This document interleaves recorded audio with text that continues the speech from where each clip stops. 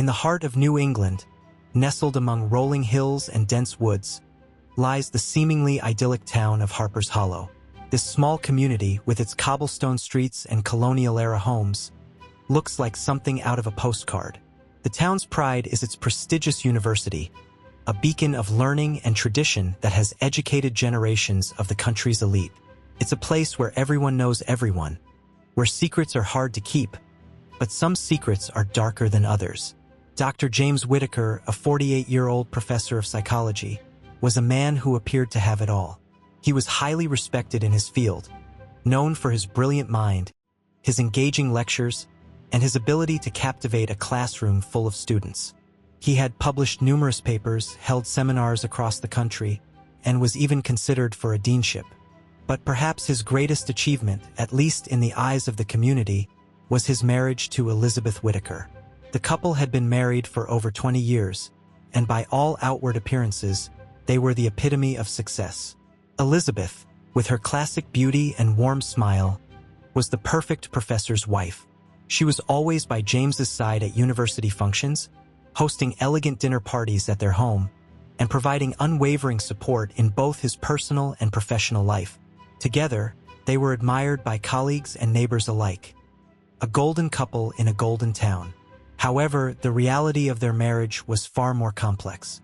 James, despite his success and the admiration he received, felt a growing sense of dissatisfaction. The passion that had once characterized his marriage had long since faded, replaced by a comfortable but uninspiring companionship. Elizabeth, for all her grace and kindness, had become more of a partner in life than a lover.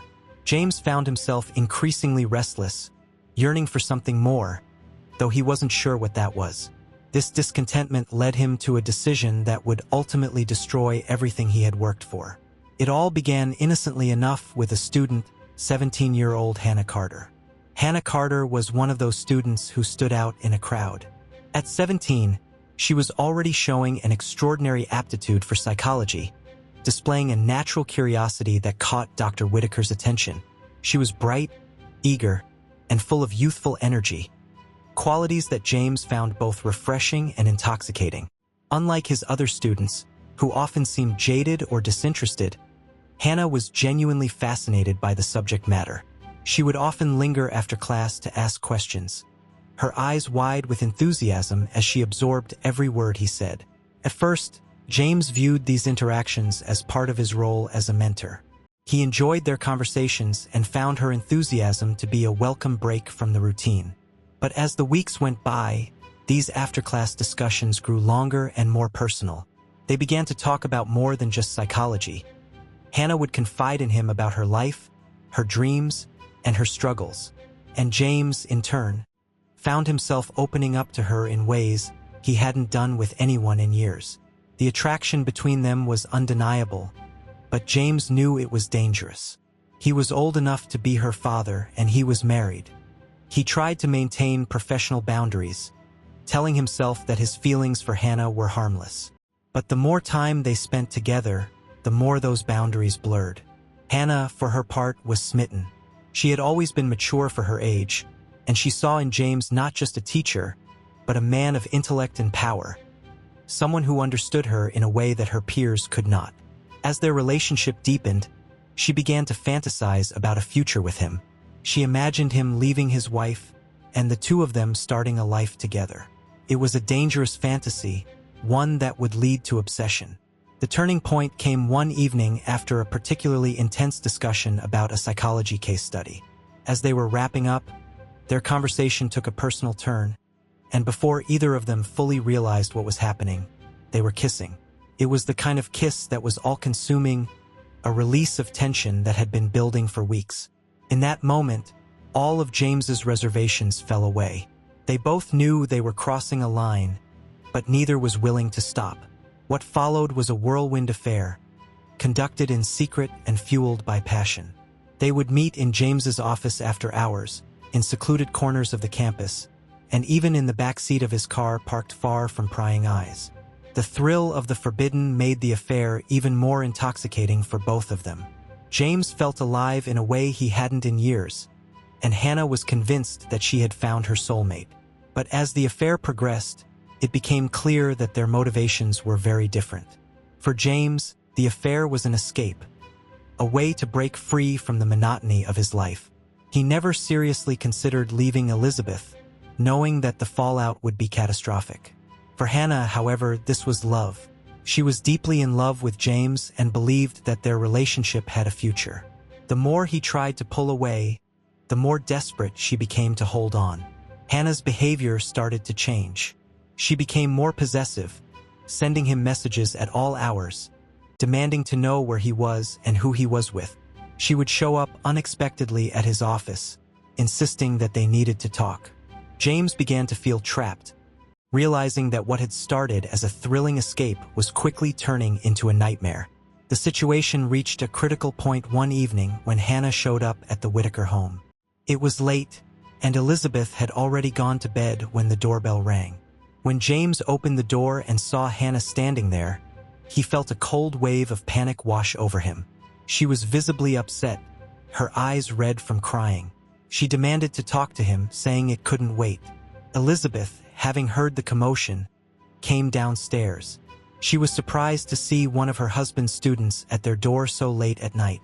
James quickly ushered Hannah outside, telling Elizabeth it was just a misunderstanding. But Elizabeth wasn't easily convinced. As she watched her husband leave with the young woman, she felt a knot of unease form in her stomach. Something wasn't right. Outside, in the dark of the night, Hannah confronted James. She told him she couldn't stand being a secret anymore. She wanted him to leave Elizabeth, to be with her openly. James tried to calm her down, promising that they would talk about it later, but Hannah wasn't having it. She accused him of leading her on, of using her. The confrontation became heated, with Hannah threatening to expose their affair if he didn't leave his wife. James managed to defuse the situation enough to get Hannah to agree to leave, but he knew this was far from over. The next day, he received a series of messages from her, each more frantic than the last. She repeated her threats, saying she would tell the university everything if he didn't agree to be with her. James was terrified. He could see his entire life unraveling before his eyes. His career, his marriage, his reputation, everything he had worked for would be destroyed. Desperate to regain control, James agreed to meet Hannah at her apartment that evening, hoping to reason with her. He told himself that if he could just calm her down, convince her to stay silent, he could salvage his life. But Hannah's obsession had already reached a dangerous level, and she was not in the mood to be placated. When James arrived at Hannah's apartment, he found her in a volatile state. She was alternating between anger and despair, pleading with him one moment and cursing him the next. James tried to stay calm, telling her that their relationship had to end, that it was for the best. But this only made her more hysterical. She accused him of lying, of betraying her, and of never intending to be with her. The more he tried to explain, the more unhinged she became. In a fit of rage, Hannah lunged at James, scratching and hitting him as she screamed that she wouldn't let him go. James, in a moment of blind panic, pushed her away harder than he intended. Hannah stumbled, lost her balance, and hit her head on the corner of the coffee table. The room fell silent as she crumpled to the floor, motionless. For a moment, James just stood there, unable to process what had just happened. His heart was pounding in his chest, and his mind was racing. He knelt down beside her, trying to shake her awake, but it was no use. Hannah was dead. The reality of what he had done hit him like a freight train. He had killed her. Whether it was an accident or not didn't matter. He had taken a life, and there was no going back. Panic set in as James realized the gravity of the situation. He knew he had to make it look like a robbery gone wrong, something that would throw the police off his trail. He began wiping down surfaces, trying to erase any evidence of his presence. He rummaged through her belongings, scattering them around the apartment to make it look like a struggle had occurred. But no matter how hard he tried, he couldn't shake the feeling that he had left something behind, something that would lead the police straight to him. 2 days later, Hannah's body was discovered by a neighbor who had noticed the door to her apartment ajar. The police were called, and it didn't take long for them to piece together the events leading up to her death. There were clear signs of a struggle, and the police were immediately suspicious. It wasn't long before they found evidence that pointed directly to Dr. James Whitaker. Text messages from Hannah detailing her relationship with James, as well as his desperate attempts to silence her, were found on her phone. There was also DNA evidence, traces of his skin under her fingernails from when she had scratched him during their final confrontation. James was arrested and charged with first-degree murder. The trial was a media sensation, with reporters flocking to Harper's Hollow to cover the story of the respected professor who had fallen from grace. The prosecution painted a damning picture of James as a man who had been driven to kill by his fear of losing everything.